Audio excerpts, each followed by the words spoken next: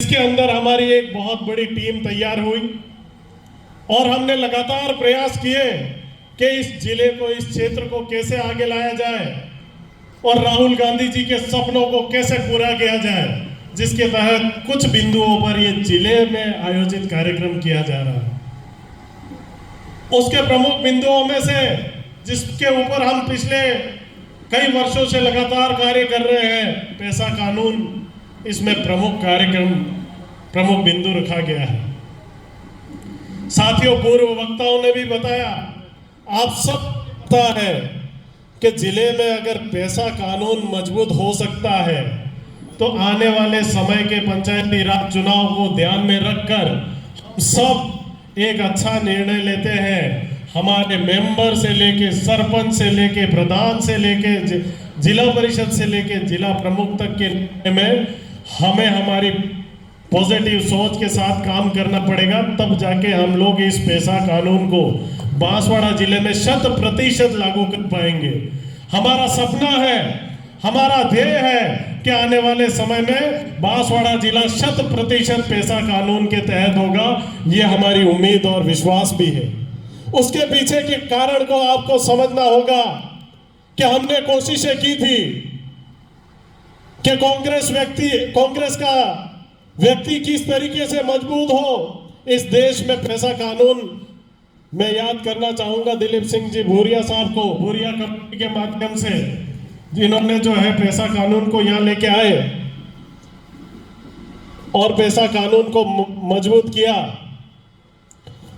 और पैसा कानून के लिए मैं आपसे निवेदन करूं कि जब ये पैसा कानून आपको अधिकार देता है कि कोई भी व्यक्ति, कोई भी ग्राम सभा या कोई भी ग्रामीण की जमीन जो है वो अधिग्रहण नहीं कर सकता। अगर करेगा तो उसको जो है ग्राम सभा की अनुमति लेनी पड़ेगी और उस ग्राम सभा की अनुमति जो है हमारा आदिवासी भाई देगा, हमारे ग्रामीण जन देंगे, हमारा परिवार देगा। और उस परिवार में ये शर्तें भी रख सकते हैं कि जो आपको एनओसी दी जा रही है उसके अंदर आपका हिस्सा भी रह सकता है। ये अधिकार जो है बरसों से बेचा जा रहा है। आप सबके आशीर्वाद से मैं पिछले टाइम उप जिला प्रमुख बना और मैंने देखा कि जिला परिषद में किस प्रकार से हमारे लोगों का अधिकार जो है बेचा जा रहा है। और उस अधिकार को बेचने से रोकने के लिए हमको सबसे पहले कोई ताकत देता है तो पैसा अधिनियम देता है। और इस पैसा अधिनियम के माध्यम से ना तो कोई लोकसभा में विधेयक पारित हो सकता है, ना ग्राम सभा में, ना विधानसभा में।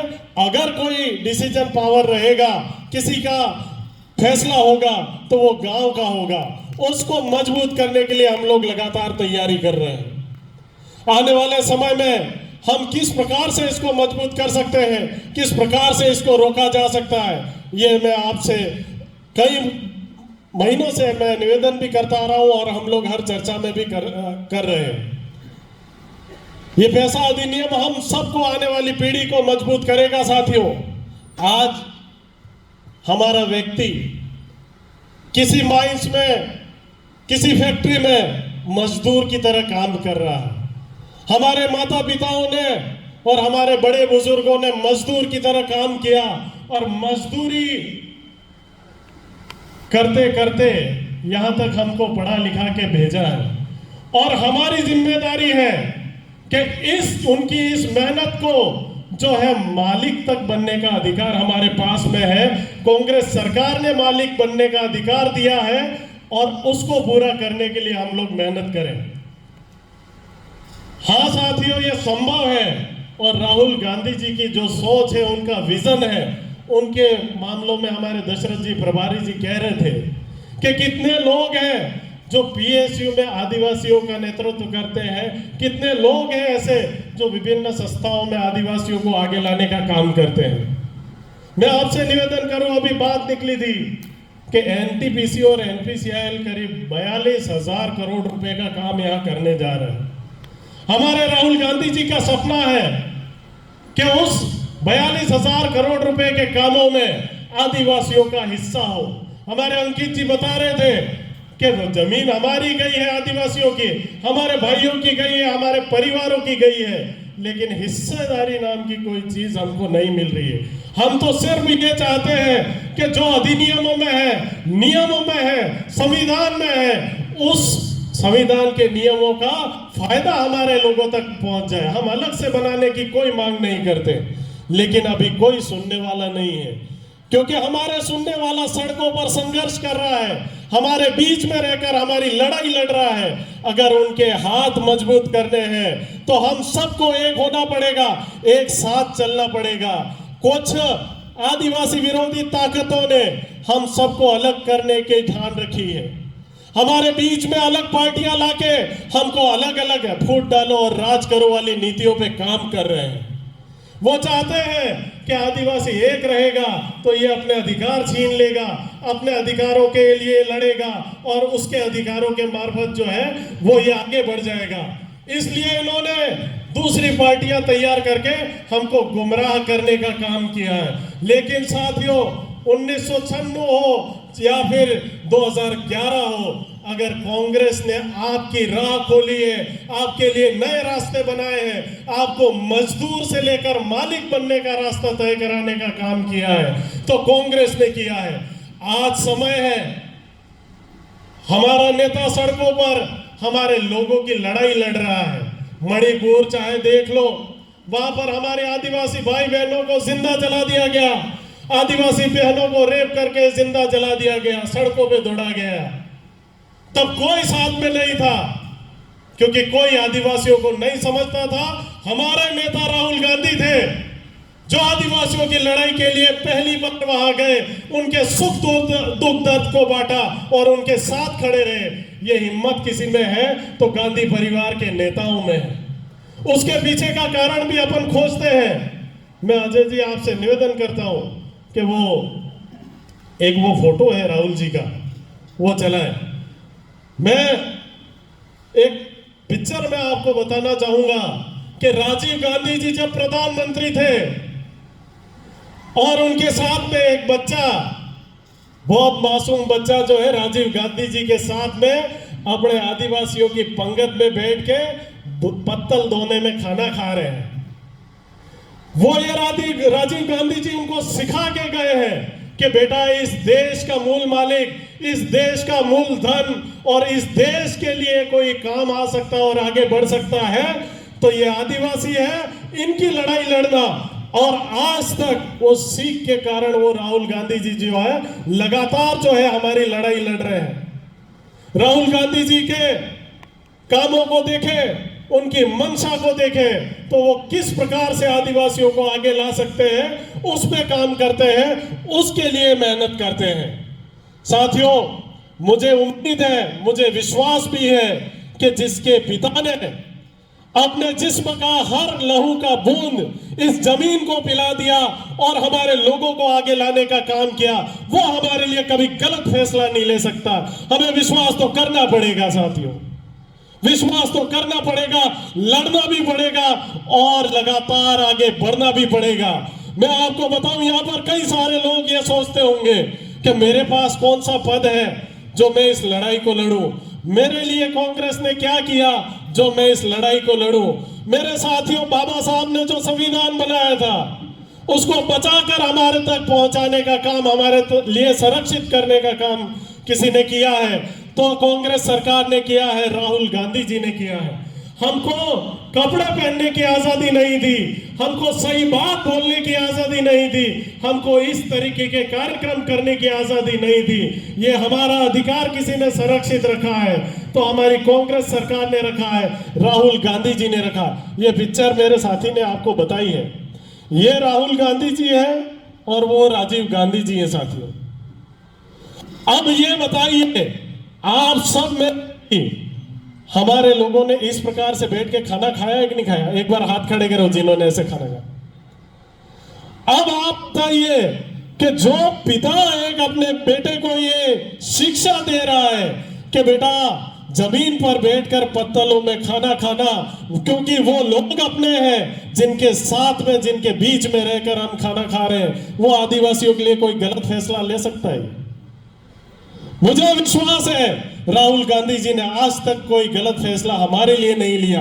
उनकी उम्मीद है कि हमारा आदिवासी देश और दुनिया की तरक्की में साथ दे और दुनिया में अपना नाम कमाए। और मैं तो अभी ये भी कहता हूं कि पैसा कानून तो पूरी तरीके से लागू नहीं हुआ है। सरकारों ने हमारे धरातल पे पैसा कानून को लागू नहीं करा है और अभी अमेंडमेंट की भी जरूरत आ गई है। मैं चाहता हूं कि आप पैसा कानून को समझें और उसमें सुधार की बात को भी समझें। अगर हमारी सरकार केंद्र में आती है तो पैसा कानून को दोबारा से रिवाइज कराने का काम भी हम करेंगे साथियों। उसके लिए क्या जरूरत है मैं आपको थोड़ा सा समझाना चाहूंगा। एक योजना आई थी 1991 में, एलपीजी, लिबरलाइजेशन, ग्लोबलाइजेशन और प्राइवेटाइजेशन। उस योजना के आने के जस्ट 5 साल बाद पैसा कानून भी आया और एलपीजी योजना ने इस देश में बहुत प्रभावशाली तरीके से अपना असर दिखाया और इस देश की तरक्की की। साथ ही मैं चाहता हूं कि आप इस योजना को समझते हुए इसमें पैसा कानून को भी प्रावधान में लिया जाए, क्योंकि ये आर्थिक और सामाजिक सुरक्षा के लिए बहुत जरूरी है। एलपीजी के प्रभाव से जो वंचित रह गए हैं आदिवासी लोग, उनको मजबूत करने के लिए भी हमें पैसा कानून में बदलाव करने पड़ेंगे। उस बदलाव के लिए हमें कांग्रेस के साथ खड़े रहने की आवश्यकता है साथियों। अब मैं आपसे निवेदन करूं, आगामी पंचायती राज चुनाव में निर्णय रणनीति को लेकर यहां मेरे युवा साथी सरपंच बैठे हैं। कई सालों से आप लोग संघर्ष भी कर रहे हैं और हमने भी एक साथ संघर्ष किया है। हमने कुछ ऐसे साथियों जिनको जरूरत थी, जिनका घर परिवार नहीं चल सकता था, उनको मां बाड़ियों के मार्फत से उनको मदद करने का काम किया था। लेकिन जैसे ही सरकार बदली, यहाँ के नेताओं ने उनको यह भी नहीं देखा कि उनका पारिवारिक कंडीशन क्या है। करीब 46 से 50 लोगों का रोजगार छीना है साथियों। उनका रोजगार छीनकर उनको बेरोजगार करने का काम किया है। हम ये देखते हैं कि अगर आप नए लोगों को लगाते तो हम आपका स्वागत करते, अभिनंदन करते और आपको धन्यवाद भी देते। लेकिन आपने हमारे साथियों का रोजगार छीना है। किसी के तो माँ बाप नहीं है, किसी के घर परिवार में कोई नहीं है, किसी का पति मर चुका है। ऐसे लोगों को आपने हटाकर उनको बेघर करने का काम किया है। साथियों, आने वाले चुनाव में आप सबको निर्णय लेना है कि किस प्रकार से हमें एक शिक्षित, मजबूत और कांग्रेस समर्थित व्यक्ति को किस प्रकार से लड़ाई लड़वानी है और जितवाना है। क्योंकि आने वाला समय ये 21वीं सदी का पहला कदम होगा जिसमें आदिवासी शिक्षित पीढ़ी पंचायती राज में अपना कदम रखेगी और आपके अधिकारों की लड़ाई लड़ेगी। इसलिए हमें मजबूत करना होगा साथियों, अपने आप को आने वाले समय को ध्यान में रखते हुए मजबूत करना होगा। साथियों, एक मेरे पास में मांग और आई थी कि खिलाड़ियों के लिए कुछ बात जरूर होनी चाहिए। जब 2018 में 2015 से लेकर 18 तक हमने हर क्षेत्र में मैच करवाए और मेरे साथी मिट्टी में खेलते थे और उनके घुटने छिल जाते, शरीर छिल जाता, लेकिन वो खेल भावना से खेलते और उसको छोड़ते नहीं थे। वो खेल खेलते खेलते 18 तक आए और 18 में पहली बार जो है मैंने वादा किया था कि अगर हम चुनाव जीत जाते हैं तो मैं एक कबड्डी के मैदान के लिए मैट लेके आऊंगा। साथियों, पैसों की कमी थी, चुनाव जीते, दूसरे तीसरे दिन हम लोग गए और एक मैट जो है दिल्ली से लेकर आए और सरबराज जी, आपको आश्चर्य होगा, उस मैट का स्वागत जैसे साहब दिल्ली से मंत्री बन के आओ ऐसे युवाओं ने किया मेरे साथियों। और उस मैट पर खेलकर, वकील साहब गवाह है, छोटी सरवन के साथी गवाह है, उस मैट पर खेलकर हमारी टीम ने, छोटी सरवन की टीम ने राज्य स्तर पे भी अपना नाम किया है साथियों। आने वाले समय में हर पंचायत पे एक मैट के लिए हम घोषणा करते हैं, उसके लिए हम मेहनत करेंगे साथियों। 417 पंचायतें हैं, सभी सरपंचों को पाबंद किया जाएगा कि आपको मैट खरीद के लानी है हमारे युवाओं के लिए। साथ ही मैं पिछले टाइम पे चाइना में था और मैंने देखा, मेरे दोस्त से मैंने कहा कि मुझे कोई एजुकेशन सिस्टम घुमाने ले चल, मुझे देखना है यहाँ की पढ़ाई व्यवस्था क्या है, खेल की व्यवस्था क्या है। वो मुझे लेके गए और देखा साथियों कि उनके पास में हर ग्रामीण स्तर पे भी जो है खेल मैदान, मल्टीपल स्पोर्ट्स कॉम्प्लेक्स है। तो मेरा सपना है कि हम भी हर पंचायत स्तर पे एक मल्टी लेवल स्पोर्ट्स तैयार करें, मल्टी लेवल स्पोर्ट्स कॉम्प्लेक्स तैयार करें साथियों, और हमारे खिलाड़ियों को आगे लाने का काम करें। खेल में प्रतिभाओं की कोई कमी नहीं है। मैंने देखा मेरे साथियों को कि वो खेल में कितने अव्वल हैं और कितने आगे जा सकते हैं। हमने जरा सी मेहनत कर ली तो निश्चित तौर पर ये आदिवासी युवा देश और दुनिया में नाम करेगा। इन आदिवासी युवाओं ने तीरंदाजी में देश और दुनिया में ऑलरेडी नाम कर रखा है। हमारे पास में ओलंपिक जीते हुए, हमारे पास में अर्जुन अवार्डी है। तो निश्चित तौर पर खेल के लिए भी हम लोग काम करेंगे तो ये लोग आगे आएंगे। युवा जन जागरण के लिए हम लोग अभियान करते हैं, गांव-गांव जाते हैं और युवाओं की जागृति के लिए काम करते हैं। मेरे साथियों, एक बहुत प्यारा कोट है, एक बहुत प्यारी लाइन है कि अगर युवा साथ नहीं होगा, युवा अगर जागरूक नहीं होगा राजनीति को लेके, तो निश्चित तौर पर कोई व्यक्ति इस प्रकार का आएगा जो आप पर जो है आपके विपरीत शासन करेगा। साथियों, आपको जरूरत है कि आपके राजनीतिक जागरण के लिए, राजनीतिक अधिकारों के लिए आप लोग मजबूत बने, सक्षम बने और हर राजनीति को अच्छे से समझकर उसके काम को करने की कोशिश करें। साथियों, एनपीसीएल और एनटीपीसी जो है अभी यहाँ 42,000 करोड़ रुपए का काम कर रही है, उसमें मैं आपसे निवेदन करूं कि संविधान में अधिकार है कि जो है आदिवासियों को आरक्षण दिया जाए उसके कामों में, लेकिन आरक्षण नहीं मिला है क्योंकि उनको पता है कि कोई जानकारी नहीं है। लेकिन उनको चेताना चाहता हूं इस मंच के माध्यम से कि आदिवासी पीएसयू में अपने अधिकारों को समझता है। आर्टिकल 15, आर्टिकल 16 जो है वो हमें अधिकार देता है पीएसयू में आरक्षण का।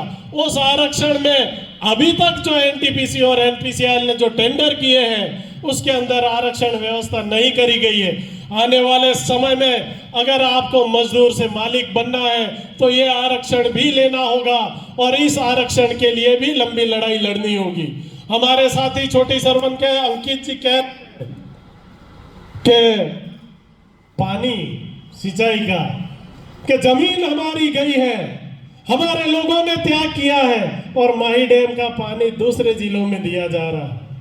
पिछली बार हमने एक आंदोलन चलाया था, वकील साहब थे और छोटी सरवन के सभी साथी थे और हमारे साथी अंकित जी भी थे। उसके तहत अशोक गहलोत जी ने 125 करोड़ की योजना स्वीकार की थी और उसका उद्घाटन करके अभी भी काम चल रहा है। पर इस सरकार की अनदेखी की वजह से आने वाले समय में ये काम जब अपनी सरकार आएगी तभी पूरा हो पाएगा, इससे पहले ये लोग नहीं करेंगे क्योंकि कांग्रेस जो काम करती है इनको रोकना आता है। रेलवे का काम भी कांग्रेस लाई थी, आज तक अधूरा है। कई ऐसी योजनाएं हैं जिनको लेकर हम देखें तो आज तक जो है ये काम अधूरी है। परीक्षा सेंटर की बात आती है, कोई फर्क नहीं पड़ता हमारे लोग सड़कों पे मर जाए, कोई फर्क नहीं पड़ता हम लोग भेड़ बकरियों की तरह परीक्षा देने बाहर जिलों में जाए, क्योंकि इनको पता है जितना इनको प्रताड़ित करोगे, जितना इनको कमजोर करोगे, इतना वो लोग मजबूत होंगे। हमारी सरकार थी, कोविड था, लॉकडाउन था और एक मैसेज आता है हमारे मुख्यमंत्री अशोक जी गहलोत साहब का, कहा जाता है कि बच्चे एग्जाम देने आएंगे, चाहे कहीं से भी आए, कहीं किधर के भी आए, व्यवस्था करनी है आप लोगों को। तमाम जिले के जितने भी छात्र संगठन हैं, तमाम जिले के जितने भी एनजीओ हैं, तमाम जितने भी जिले के सामुदायिक संगठन हैं, सब उन बच्चों के रुकने की, खाने की, आने जाने की व्यवस्था करता है। ये हमारी सरकार थी। आज की सरकार में आप सड़कों पे मर जाएंगे, कोई नहीं पूछने वाला, लेकिन हमारी सरकार में उस टाइम परीक्षा के केंद्र यहाँ होते थे, कोविड के समय भी लोगों का ध्यान रखा गया था। साथियों, इससे बढ़कर और क्या चाहिए आपको? अभी समय आ गया है कि बदलाव करते हुए हम लोग इस स्थिति को मजबूत करें। मैं विकास बामनिया आपके बीच में आपका भाई, आपका बेटा बनकर हर ब्लॉक में आऊंगा। हर जगह इसी प्रकार के कार्यक्रम होंगे और युवाओं को आगे लाने का काम किया जाएगा। साथियों, आज इस मंच से मैं आपसे निवेदन भी करता हूं और आग्रह भी करता हूं, जो व्यक्ति इस कुर्सी पर बैठा है, जो व्यक्ति संघर्ष के समय में हमारे साथ में है, आने वाले समय में आने पर उसको दरिया लौटा के देंगे। साथियों, दरिया लौटा कर देंगे। और अंतिम में अब इस बात को और लंबा नहीं खींचते हुए मैं आप सब लोगों से बहुत बहुत धन्यवाद देता हूं कि आप सब लोग आए।